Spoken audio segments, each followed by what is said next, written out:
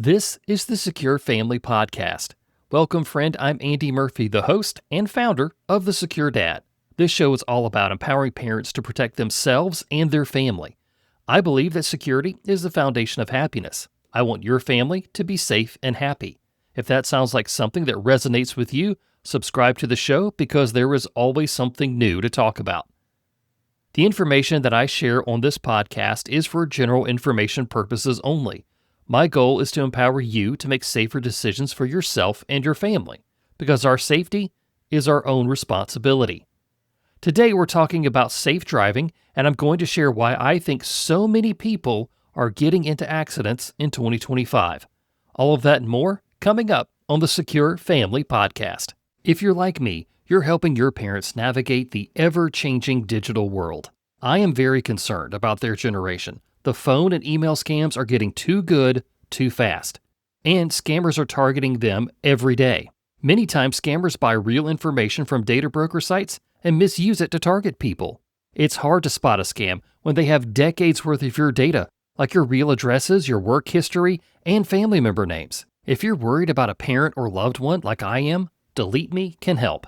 They will remove your data from hundreds of data broker sites, giving you and your family some of your privacy back. And you can add a family member to your existing Delete Me plan. That's right, you can have their data removed too.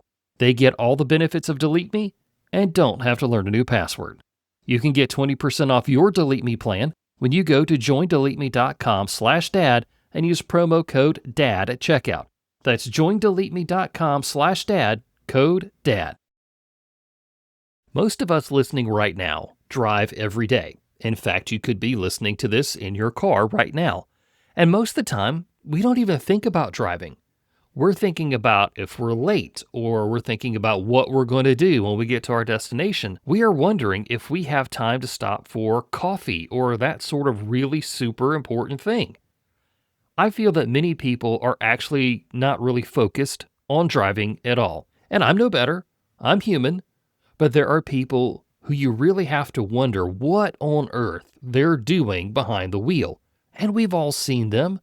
Those that miss the protected turn light because they're on their phone, the mom who's trying to open the juice box while she's on the interstate, and of course the man who's nodding off while he's behind the wheel. For many of us, driving is actually the most dangerous thing that we do. So we absolutely need to embrace safe driving and look to make ourselves better on the road. Safe driving is something that we should all do, but the truth is, even experienced drivers get complacent.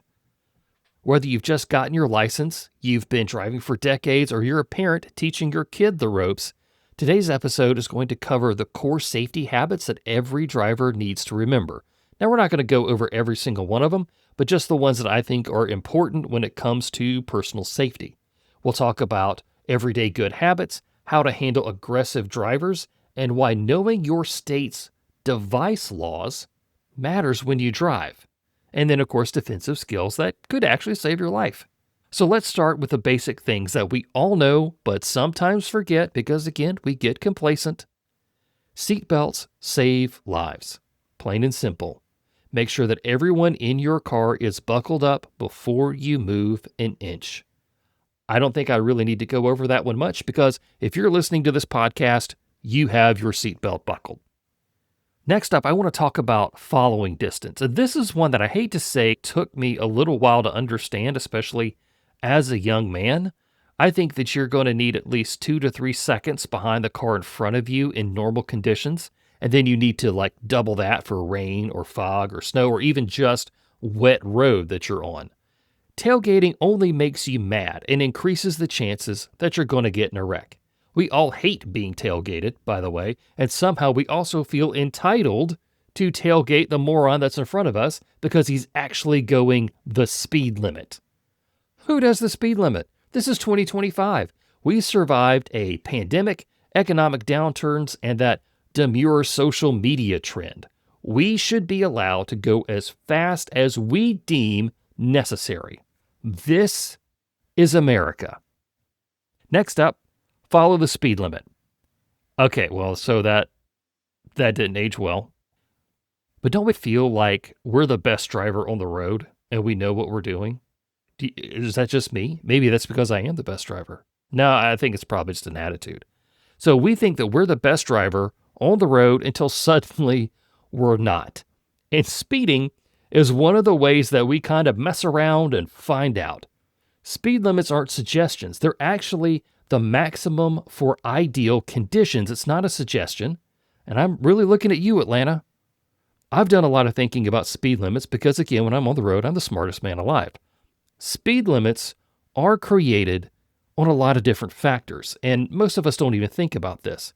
One that I'll mention is how many driveways and cross streets there are to determine the speed limit on the road. Slower speed limits keep us from hitting people who turn right in front of you into your lane of traffic, which is perfectly legal. That's doable at 35 miles an hour. It's a disaster at 65. So maybe consider all the factors before you decide to ignore the speed limit and lay down your fastest lap in qualifying. Of course, vehicle maintenance plays a huge role in safety. Worn tires, bad brakes, burnout headlights can turn a small hazard into a major crash, and it could make you liable for it. I've actually witnessed car parts come off of cars on the interstate and slam into other vehicles. So while your windshield wiper fluid does not need to be topped off before every trip, at least make sure your mirror is going to stay on. It's also good to make sure that your battery is in working condition, that your oil level is good, and there aren't too many lights on in the dashboard. I don't want my family to get stuck on the side of the road or in some parking lot. That's not convenient and it's not safe. So that's why I have a battery jump starter and a tire inflator in every vehicle that we have. I want my wife and my son, when he's ready to drive, to solve their own problems, to be able to handle that so they can get back on the road safely and quickly. When you're driving for a long time, don't underestimate rest breaks on those long drives. I used to have to drive 6 hours in a day for one job that I had, and I just tried to Ironman it. I wanted to push through it like I was doing the 24 hours of Daytona. And I'll tell you that drowsy driving slows your reaction time just like alcohol does. So like everybody else this summer, I watched Ryan Trahan and his wife Haley visit 50 states in 50 days. 95% of their trip was driving. Now, I was proud of them for swapping drivers, taking breaks to buy Joyride, and stopping to make content. While that is essential for their series, it was a great way to get out of the car, stretch, take a break before getting to their next Airbnb. While I'm not sure that was their goal, it was a great learning experience for everybody who was watching to get out, to enjoy the trip, and make sure that you're your absolute best behind the wheel. Speaking of going to new states and taking big trips, let's talk about something that's becoming more and more important, and that is knowing the state laws about device usage while you're driving. Many states now outright ban handheld phone usage while you're behind the wheel, and for teen drivers, the restrictions and consequences could be even tighter. And the reason is simple, we all get this: distracted driving is just as dangerous as drunk driving. Going by a government statistics site that I found, somewhere between 30 and 32 states now have laws against holding a phone while driving. So chances are where you're going has a law about phone usage while you're driving. I want you to be careful out there and to be safe, but also avoid getting a costly ticket. If you need to make a call, use a hands-free device or just pull over. Texting can wait. Your safety can't. For parents, this is a great time to set clear rules for your teen drivers. Model the behavior you expect to see. If they see you texting behind the wheel, then they're going to think that it's okay too. Now let's talk about driving styles, and the most important one is defensive driving. This is not about being paranoid or thinking that everyone is out to wreck you. It's about being prepared and knowing how distracted other drivers really are.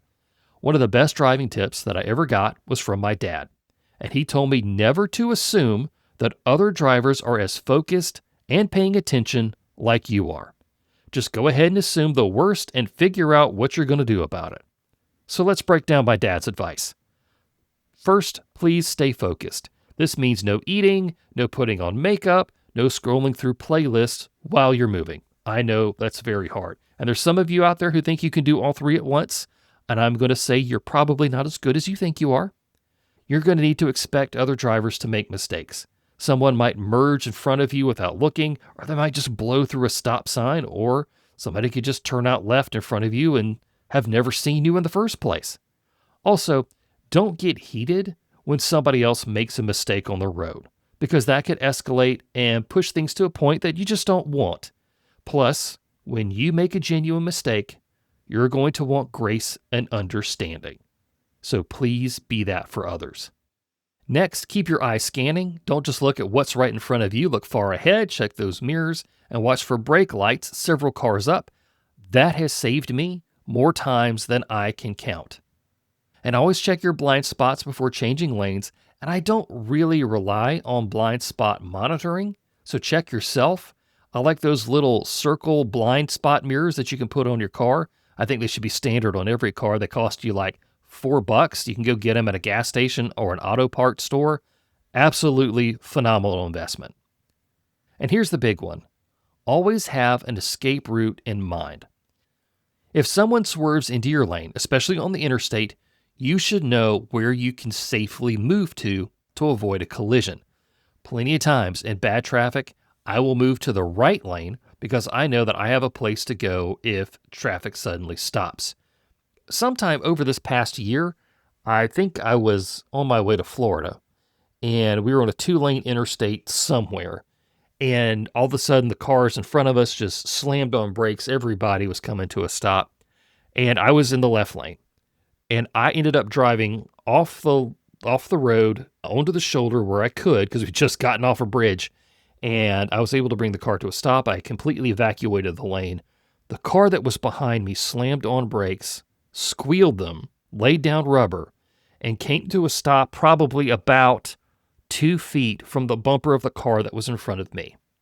If I hadn't gotten out of the way to the left, that car would have rammed through us and sent us into the car in front of us.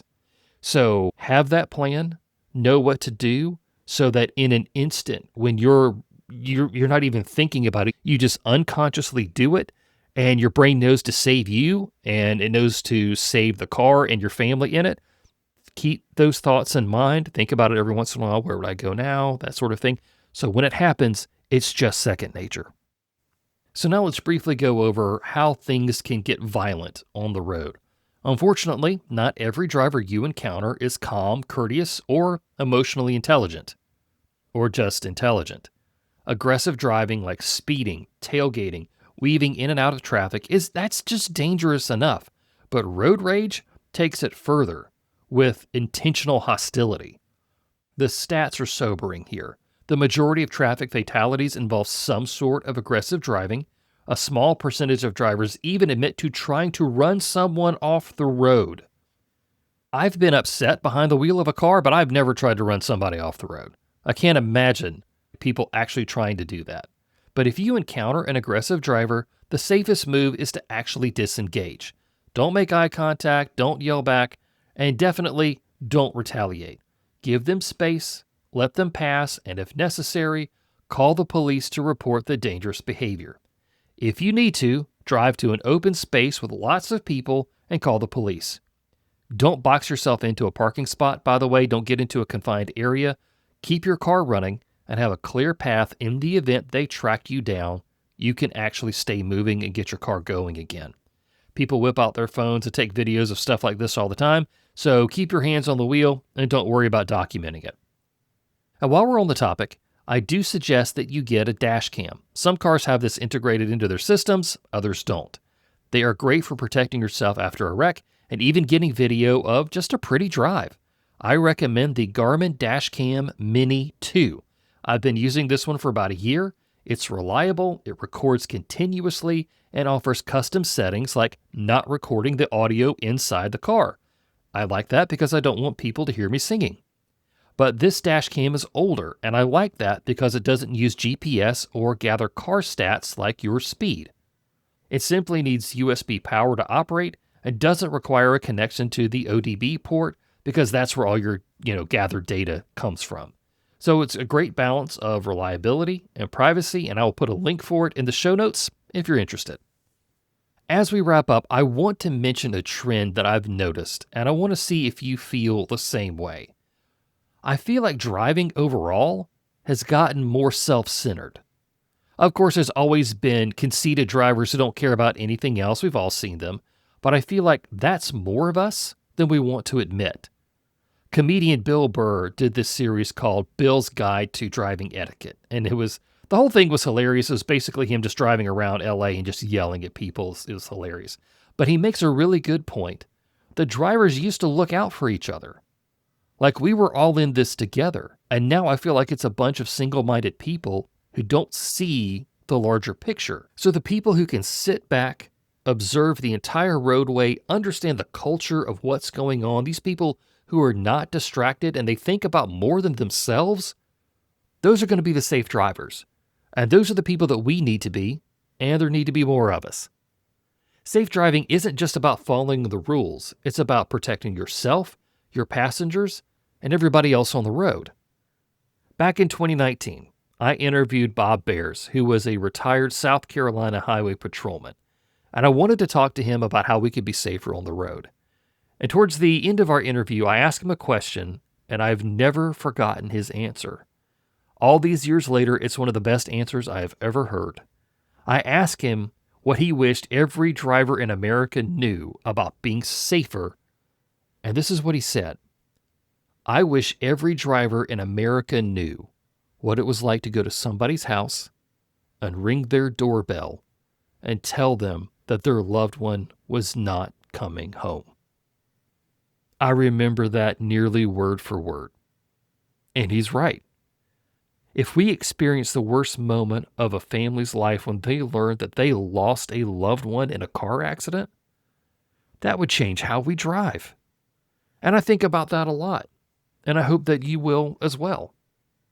We're not only driving for us, we're driving for everyone else and their families too. Being a customer of OmniWatch has a lot of great advantages like scam protection, dark web monitoring, and identity theft protection. But my favorite thing so far are the email alerts about data breaches. Data breaches happen all the time and it's hard to keep up with. OmniWatch scans those breaches for my name and personal information and lets me know if I've been compromised. Talk about peace of mind. Try OmniWatch today with a $1 7-day trial at the link in the show notes. OmniWatch has my back, and they can look out for you too. That's all we have for the Secure Family Podcast for today. Take back your privacy and personal data with help from Delete Me. Get 20% off a privacy plan when using the code DAD at checkout. Delete Me is the official data removal service of the Secure Dad. If you enjoyed this episode or learned something new today, I'd be grateful if you'd follow the show, subscribe on your favorite podcast platform, or leave a 5-star review. Your support helps me reach more families, and that means a lot. OmniWatch is a scam and identity protection service that monitors your data, alerts you to threats, and backs you up with insurance. Try OmniWatch for 7 days for only $1. Get started at the link in the show notes. If you'd like to know more about the Secure Dad, join me on Instagram and TikTok. My username for both platforms is The Secure Dad. I'm Andy Murphy reminding you that our safety is our own responsibility.